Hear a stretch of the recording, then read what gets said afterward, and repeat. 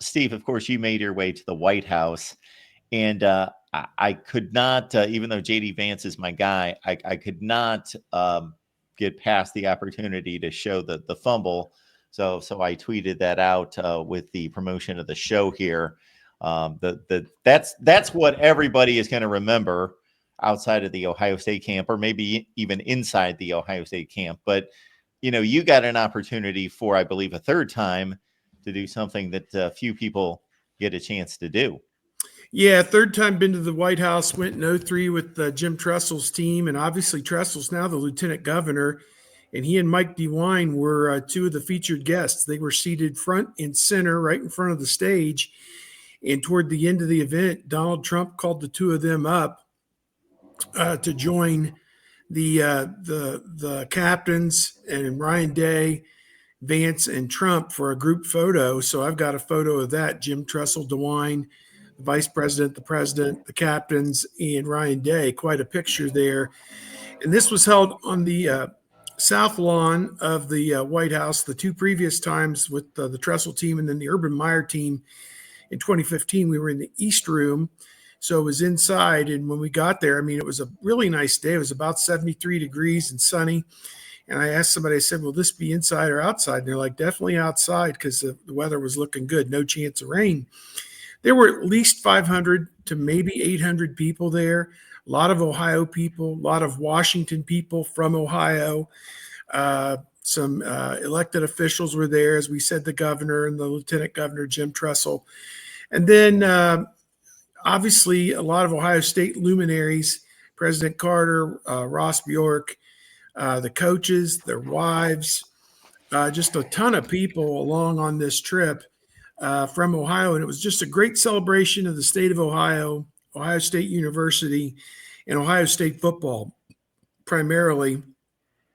And the segment went about 29 minutes, and I think Trump spent about 20 of that talking up the team, talking up the players, handshaking with some of the key guys. He went through the playoff run and shared the highlights of that, and sang the praises of Ryan Day. And J.D. Vance, the vice president from Ohio, got up and spoke for a couple of minutes, and an Ohio State graduate as well.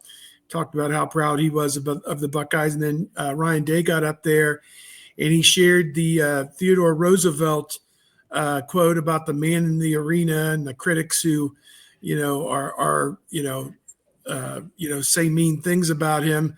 Boy, that really applied when you talk about this Ohio State team that lost to Michigan and then had to endure 3 weeks of people who had never been in the arena complaining about the people who were in that arena.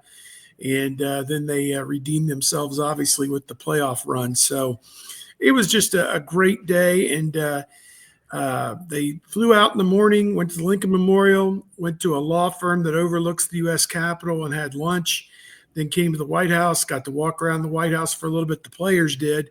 And then after the ceremony, President Trump invited the team to file through the Oval Office, which I'd never been on that side of the White House. Obviously, I'd always been inside. And so we're there, and you come out on the south side, and the view is incredible. There's a tidal pool that runs all the way down to the Washington Monument straight ahead. And then off to your right is the Rose Garden and the Oval Office. And so as we're filing out behind them, they're going into the Oval Office to take pictures and look around. So that was just a great thrill. And then a lot of the people on the tour got to go to the vice president's residence for a tour there as well. Half the group headed on back to Columbus. A lot of the guys going to the NFL were there. I don't think Lathan Ransom or Quinshon Judkins in particular were there. Maybe not Tyleek Williams as well. Not sure, but I would say about 95% of the team was there, and just a great day for Ohio State football, no doubt about it. Yeah, saw Devin Brown there as well in the pictures, and some of the guys that departed were back. I will say, in terms of the trophy, they should have told J.D. Vance that this is a two-piece trophy. This was not entirely on him. Somebody should have alerted him that just be aware. This could have happened to anybody, but also, if you're a super Ohio State fan, do you know that that's a two-piece trophy, or were you not paying attention to that? Maybe that aspect of it. But yeah, he should have been alerted. I'm not going to give him any crap for that one. I did like the fact that he actually made light of it later on, which is unusual for this administration to make light of some mistakes, and so I thought that was funny.